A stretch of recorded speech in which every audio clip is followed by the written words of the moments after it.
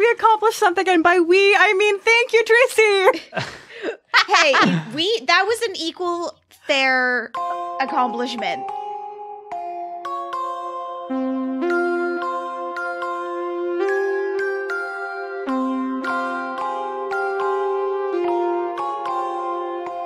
Welcome to Podcast This Escape, the podcast where we talk about the escape room that we escaped from in the previous episode of this podcast. We just finished chapter 6. Congratulations, The Bea and broadswords Tracy, you escaped did a it. wedding. Woo! I'm wildly proud of us. Weddings. Heck 'em. You guys did great. Congratulations. You escaped. You solved all the puzzles. Yeah, our No poor hand-holding persons- at all. No, none. No hand holding. Not a single hint. No hand-holding that's left in the episode for people to hear. Our poor persons is covered in dirt, porta potty slime, just flower bits, grass stains. You know, it is a whole look. So much dirt, and then we just ditched our Gunpowder shoes at the end. residue. Oh, whatever hair is down now.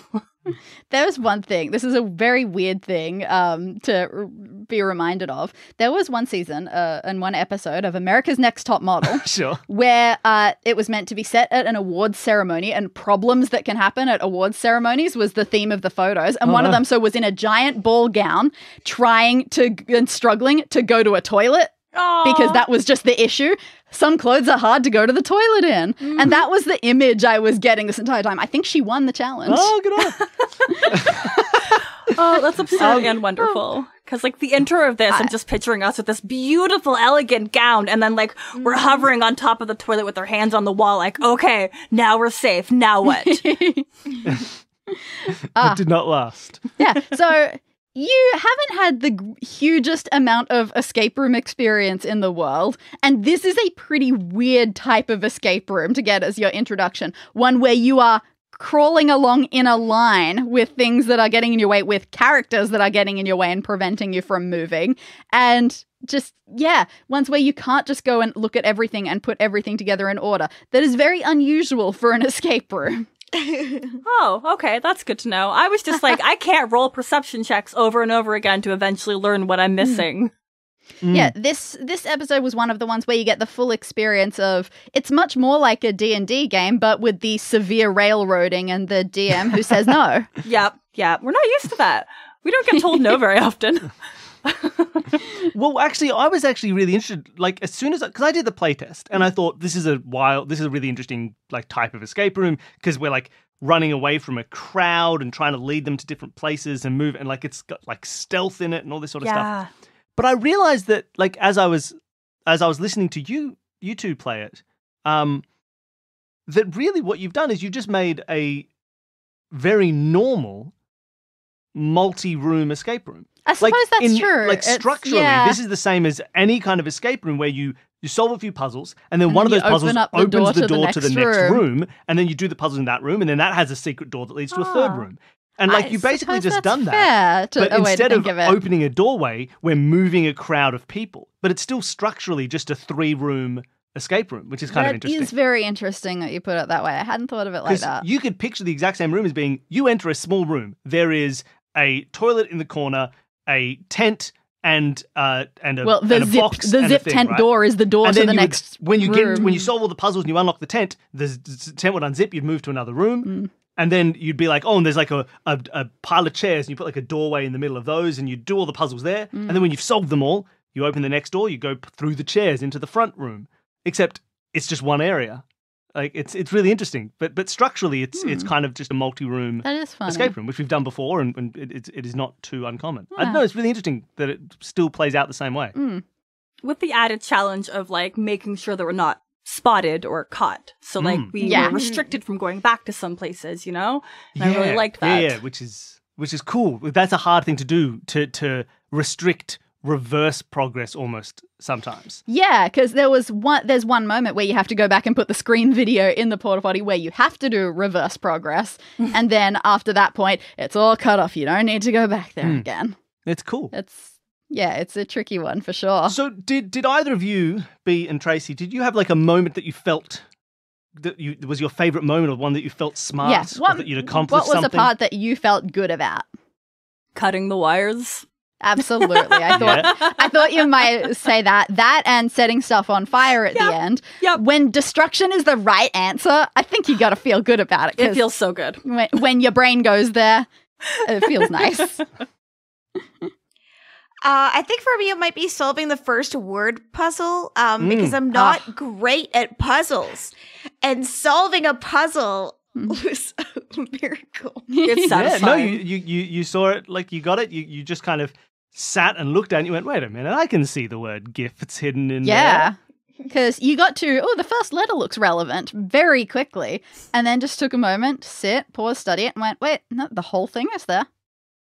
Tracy, I can't even tell you. I would not have been able to solve half of these without you. You were really like... But this is why we're a team. Yes. Because I think that maybe I might have gotten the paper puzzles more, but you were better figuring out the things that needed to be done. The things Which is that needed I to can be cut. maybe do the thing on paper, but then it's what do I do next? I don't know. The arrows, it was literally pointing for us, and I was like, I mean, I look up. Nope, the arrow's pointing forward. I kick the tent. Another kind of forward. The ground is soft. Okay. But yeah, you try to, in escape room design, make a mix of those two sorts of things. Some of them that are just sit-down puzzles that you could possibly do independently of an escape room. And then things that are just making connections and setting the right thing on fire that only work in the context of the room from a sort of story logic perspective. You try to have both of those things. And it's cool when you have the two different people on a team that can see those two different things. It's cool. I think that's also, I think that's the best way to incorporate, I think your style, Danny, of how you design these escape rooms is the best way to do escape rooms in any kind of tabletop role-playing setting. Because I think part of the issue that sometimes happens when you have puzzles in tabletop role-playing is they feel completely self-contained and completely separate. So, which is why the classic is hard. You get to the wall and there's a riddle on the wall, and the riddle says, 32 horses on a pink hill, or a white horse, it's teeth, it's teeth, the answer's teeth. And you think, okay, well, these work really well because it's you go and you find this little object, and then you go and find this little object, and then you remember that this looks like the same shape as that, and so you take this and you put this in, and they're not just, you have now found the puzzle. Please stop and do the puzzle. And then when you are done, you can continue on with exploring and adventuring and doing all the tabletop role-playing stuff. And I think this form of this mixes this, finding connections, picking this up, searching here, bringing this back to the other thing that was similar, and then maybe they might turn into a puzzle. Yeah. And I just think it's a really nice way to We have the advantage in this of that while you have that sort of freedom, it is still a self-contained area. And so we can keep the players in here until they find the things. Yeah. In D&D, you could find the important object and you could crush it to powder and throw it away if you wanted. So I don't need this. So I struggle so much with the idea of actual tabletop role-play game puzzles that get incorporated into them. A puzzle inside D&D is such a different beast. That is the other reason you often end up with riddles, because you can't break a riddle or smash a riddle or decide to throw a riddle away. Exactly. Or do a strength check to eat the riddle. None of it works. And so I've tried the last. So it's so abstracted that you can't, that it takes away, that you don't have to deal with all the freedoms that role-playing characters have. Yeah. So it's interesting. How did this compare to the puzzle from your dungeon, the Broadswords dungeon puzzle?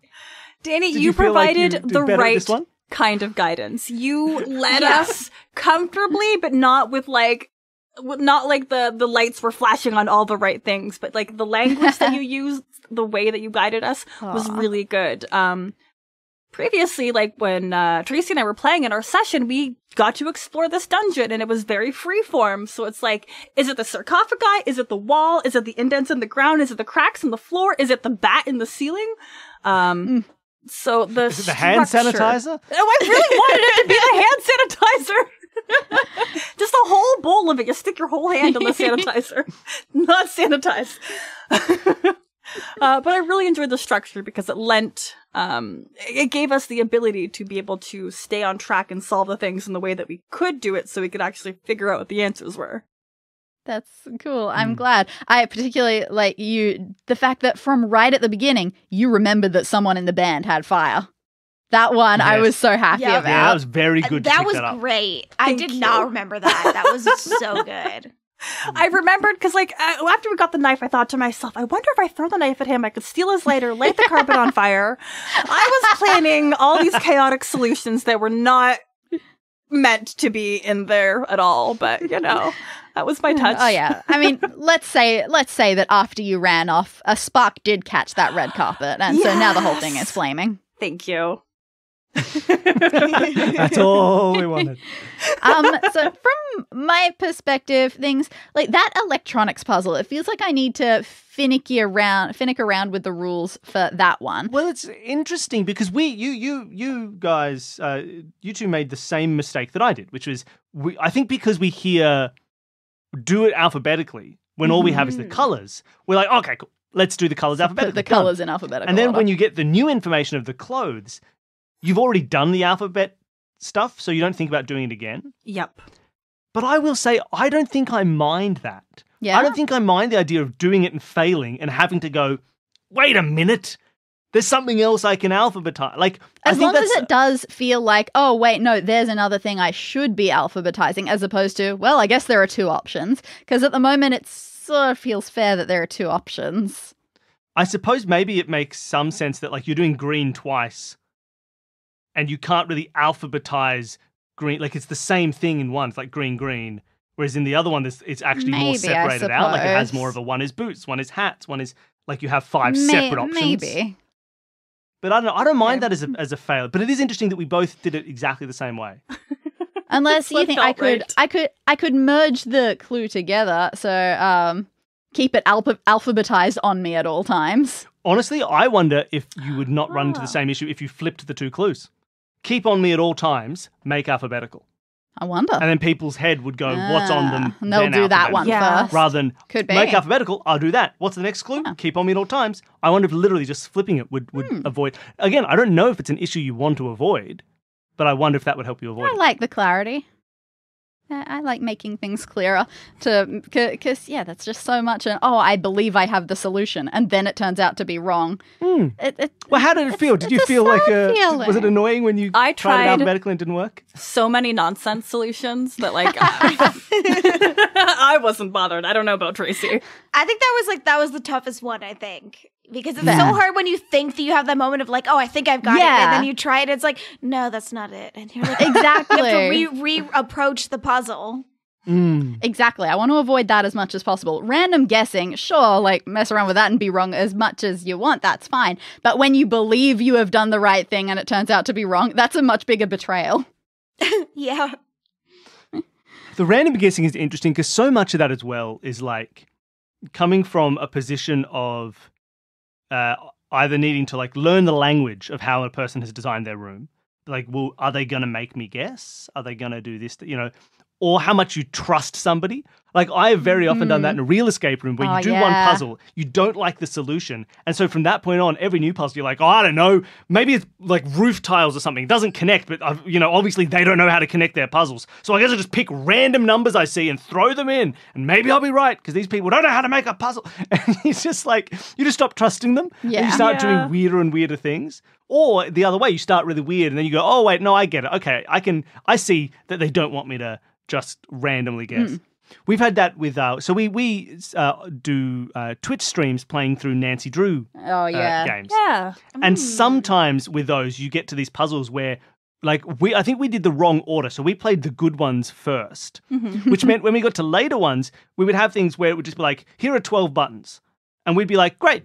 We're going to find something later on that's going to teach us how to engage with that and it's going to make it sense and we're never going to have to guess and it's going to be a good puzzle. And then people later on in the chat are like, oh, by the way, that's a bad puzzle. And you go back and you randomly click these 12 until you get the solution and there's no hinting and there's no puzzle. You just click them and eventually you get an answer. I would hate Yeah. that. We didn't think that because we trusted the game. But if we were if we didn't trust it, we may have tried it early on. And that's happened multiple times now as we get to the slightly less like really, really good Nancy Drews. And you have to be like, oh, maybe this is it. So now when we play them, we're just like, It's so I don't hard to know, know. try and randomly press buttons, see if that works. Oh, it does? Yeah, okay, good. Oh, all right. So now you have, as far as the meta story goes, you have not only ruined your wedding and escaped from it, cameras, for the first time possibly in your life, are off you. Yeah. Where do you believe you are going? To the camera store. You've already No, that been doesn't to the make camera sense. store. Now, my Hmm. at the end of the last episode, one of the things that we did was like we found out the password for like where the next thing is going to happen for some other crime that was the movies. And so I think in my head I was like, that's where we're going to go next. But does that actually make sense? Is that the rendezvous point to meet at the movie theater? Only if there's a bag of clothes that you can get dressed and get out of that wedding dress. True. Yeah, the Maybe, next like, place will be a clothing, cheesecloth. an op shop. Yeah. And get some new clothes. It's also hard to continue to remain conspicuous while you're running around in a wedding dress, so... Mhm. Yeah, exactly. And your face is covered in dirt. Your hair has been But it ruined. is interesting because I think the next step is to meet the mysterious stranger who's been sending us all these Yeah, tangram they pieces. did say at the start of this room that you were trying to get the cameras off you so you could get to your meeting point. Oh. I will say, I don't know how well you can. I'm gonna do this for a second. These are our tangram pieces. This is flipped over, these blue triangles and shapes and squares that we've been getting. Okay. And if you see, I don't know how well you can see on the back, they've got like Lines. markings. Oh, so yeah. they look like we can connect them up to like make a puzzle of some kind, Mm-hmm. you know? But I don't know how yet. But they definitely like connect up somehow. So these will be really interesting. I'm trying to think how many more we get. We might be pretty much done. Yeah. Not really sure. Can you How make... many pieces go in a tangram? Yeah. How many? 10? 10 of them. You need 10. 10 for the tangram. It's just like an interesting. That can't be right. That doesn't work, does it? They don't connect up. Oh, there might be a really tiny piece that still goes there. I suppose there might be a really tiny piece that still goes there. Oh, those connect up. Oh yeah. Oh yeah. Okay. Oh yeah. Progress.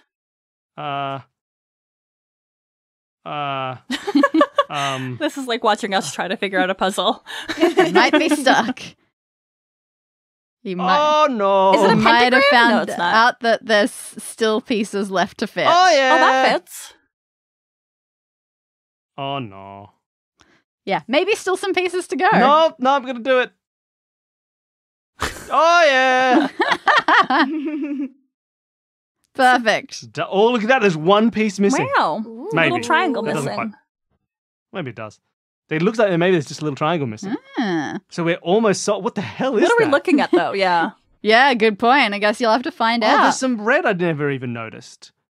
Yeah, maybe that was Oh, just that's- already on the cardboard. Oh, Who maybe. knows? That's interesting. So that's kind of cool. I wonder if I should take it up. Maybe I'll put that on Instagram. Yeah. Yeah. At the Take a same pic. time as this episode comes And out. then don't read any Yeah. comments if people know what it Defining is. Yeah. Yeah, I don't know what that is. Cool.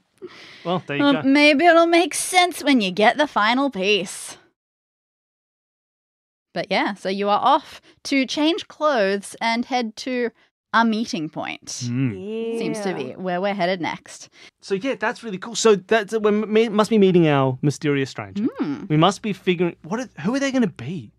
Us from the future? Oh my god, it's a time travel arc. We've come That's from the my future to tell favorite. ourselves that we were being filmed. That sounds like me. 2 time travel arcs in a row. Yeah, that's it. Oh, poor puppy. Oh, that's cool. So, do we have is there anything else to talk about this room? Do you have any other like thoughts or Yeah. questions or Well, fun moments from this room that we and did? B, I just want to know what are your thoughts? What impression has this given you of escape rooms? Yeah, are you going to go Positive. do an escape room? I will never do it alone. Never. Oh, It's God. No, not no. really meant to be done alone. Okay. Some good. people can do that. Some people enjoy that, but that's a small group. I would never trust one brain type. You got to have someone who thinks differently from you. Yeah. So collaboratively, loved it. Oh yeah. It's just Yay. like I enjoyed like when Tracy I was like writing things down like I don't know what any of this means, and then Tracy busts out with the answer, and I'm like yes, and then I write notes as if I figured it out as well, and I really enjoyed that.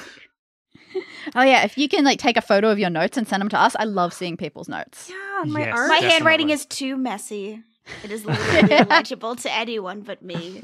That's even but better this because then we definitely can made me post it think, with no like, spoilers. That's true. Nobody will read it. I was definitely thinking like the Broadswords doing an escape room at a convention when that is once again safe in too long would be super fun. Oh, that's Yeah. so cool. We would do so bad. We would it would not go well. We would not escape. Too many conflicting personalities at that point. Oh yeah. That could happen. Well, look, that was great. It was really lovely. You guys did really well. I think we picked the right guests for the set things on fire and explode everything Yes, episode. you know? Yes. for the sneaking around, getting a lot of character into what you were wearing and how you were rolling around on the floor. Yeah, that was and lovely. It was really fun to listen to. You did very well. You solved all the issues, all the puzzles. You got you set that wedding certificate on fire straight away. That was great. I Yeah. was very happy about Yeah. I love that. Heck, this wedding. And things like that was, I take it you haven't done nonograms or Picrosses so much before? Those No. sorts of puzzles? You picked up on it bloody well. Thank you, Yeah. Tracy. I was struggling. I've done a lot of Sudoku puzzles. Yeah, be fair. it's like Sudokus, but coloring in instead of needing to think too hard about numbers. Gotcha. So they're slightly more relaxing. Well, wonderful. So thank you for both of you for coming on. It was lovely to have you. Do you want to give like a spiel of what stuff you're doing and where people can find you and what projects that you've got coming up? Tracy, would you like to go first? Awesome. So, again, my podcast is The Broadswords. I know we've mentioned it like 5 times now, but that's what it is. I play the High Elf Bard Skald, Keela, on there. If you want to connect with me, the best way would be on Twitter. My handle is @TracySore. Wonderful.